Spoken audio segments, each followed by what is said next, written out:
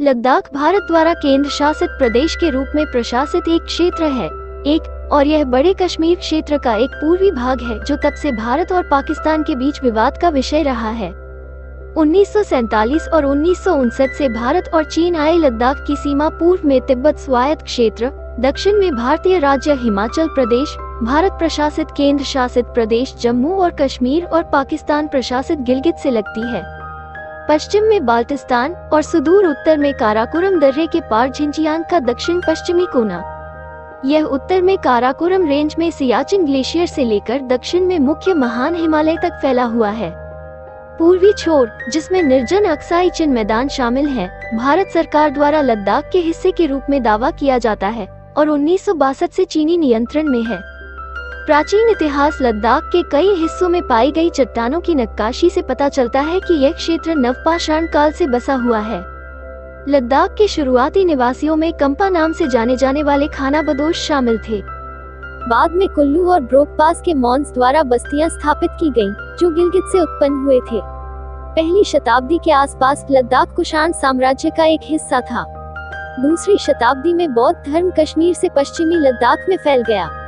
7वीं सदी के बौद्ध यात्री जुआनज़ेंग ने अपने वृत्तांतों में इस क्षेत्र का वर्णन किया है।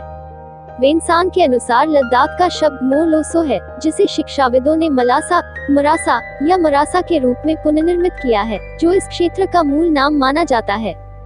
पहली सहस्राब्दी के अधिकांश समय तक पश्चिमी तिब्बत में झांगझुंग साम्राज्य शामिल था, जो बौद्ध धर्म का पालन करता था।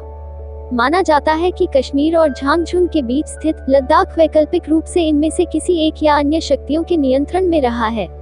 शिक्षाविदों को ऊपरी लद्दाख सिंधु घाटी के मध्य भाग से दक्षिण पूर्व तक में झांगझुंग भाषा और संस्कृति का मजबूत प्रभाव मिलता है। कहा जाता है कि झांगझुंग का अंतिम राजा लद्दाख से था।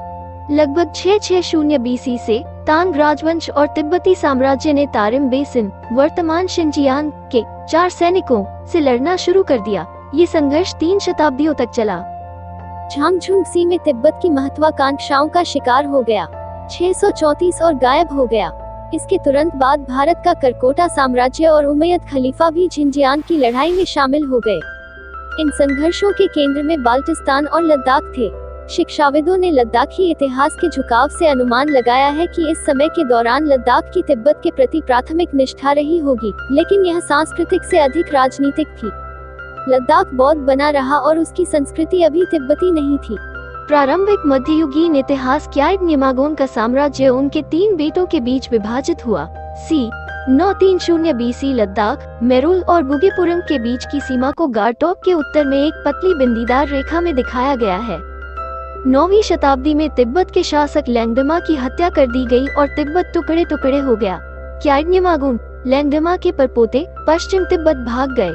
900 ही में और पुराने झांगझुंग के केंद्र में एक नए पश्चिम तिब्बती साम्राज्य की स्थापना की, जिसे अब तिब्बती भाषा में नगारी कहा जाता है। अलची मठ, लद्दाख में शाही शराब पीने का दृश्य। c. 1200 ईसा पूर्व राजा तुर्को फारसी शैली का सजाया हुआ कबा पहनता है। ये पास के मंग्यू मठ के एक अन्य शाही दृश्य के समान है। माना जाता है कि निमागोन के सबसे बड़े बेटे लाचेन पालकीगोन ने लद्दाख और रुत्योग सहित उत्तर के क्षेत्रों पर विजय प्राप्त की थी। निमागोन की मृत्यु के बाद उनका राज्य उनके 3 पुत्रों में विभाजित हो गया। पलगीगोन को लद्दाख, रुतोग, थोक जालुंग और डेंगचोक कारपो, वर्तमान डेंगचोक गांव के पास एक पवित्र पर्वत नामक क्षेत्र प्राप्त हुआ।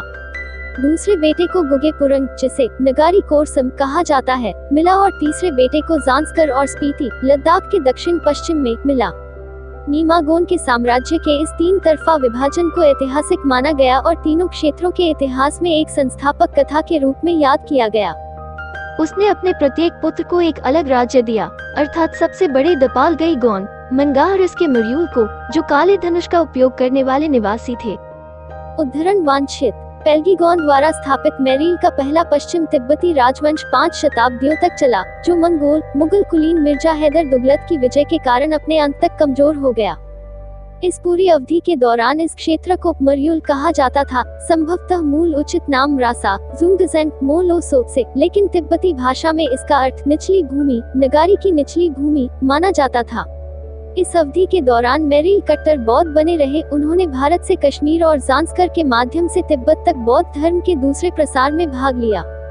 मध्यकालीन इतिहास 1380 के दशक और 1510 के दशक की शुरुआत के बीच कई इस्लामी मिशनरियों ने इस्लाम का प्रचार किया और लद्दाखी लोगों का धर्मांतरण किया। सैयद अली हमदानी, सैयद मोहम्मद नूर बख्श और मीर शमसुद्दीन इराकी 3 महत्वपूर्ण सूफी मिशनरी थे जिन्होंने स्थानीय लोगों में इस्लाम का प्रचार किया। मीर सैयद अली लद्दाख में मुसलमानों को धर्मांतरित करने वाले पहले व्यक्ति थे और उन्हें अक्सर लद्दाख में इस्लाम के संस्थापक के रूप में वर्णित किया जाता है। इस अवधि के दौरान लद्दाख में कई मस्जिदों का निर्माण किया गया, जिनमें मुल्बे, पदुम और लद्दाख की राजधानी शेय भी शामिल थी। उनके प्रमुख शिष्य सैयद मोहम्मद नूर बख्श ने भी लद्दाखियों में इस्लाम का प्रचार किया और बाल्टी लोग तेजी से इस्लाम में परिवर्तित हो गए। नूर बख्श या इस्लाम का नाम उनके नाम पर रखा गया है और उनके अनुयायी केवल बाल्टिस्तान और लद्दाख में पाए जाते हैं। अपनी युवावस्था के दौरान सुल्तान ज़ैन उल आबिदीन ने रहस्यवादी शेख ज़ैन शाह वली को उनके प्रति अनादर दिखाने के लिए निष्कासित कर दिया था। इसके बाद शेख लद्दाख गए और कई लोगों को इस्लाम में शामिल किया। 1505 में एक प्रसिद्ध शिया विद्वान शमसुद्दीन इराकी ने कश्मीर और बाल्टिस्तान का दौरा किया। उन्होंने कश्मीर में शिया इस्लाम को फैलाने में मदद की और बाल्टिस्तान में मुसलमानों के भारी बहुमत को अपने विचारधारा में परिवर्तित कर लिया। यह स्पष्ट नहीं है कि इस अवधि के बाद इस्लाम का क्या हुआ और ऐसा लगता है कि इसे झटका लगा है।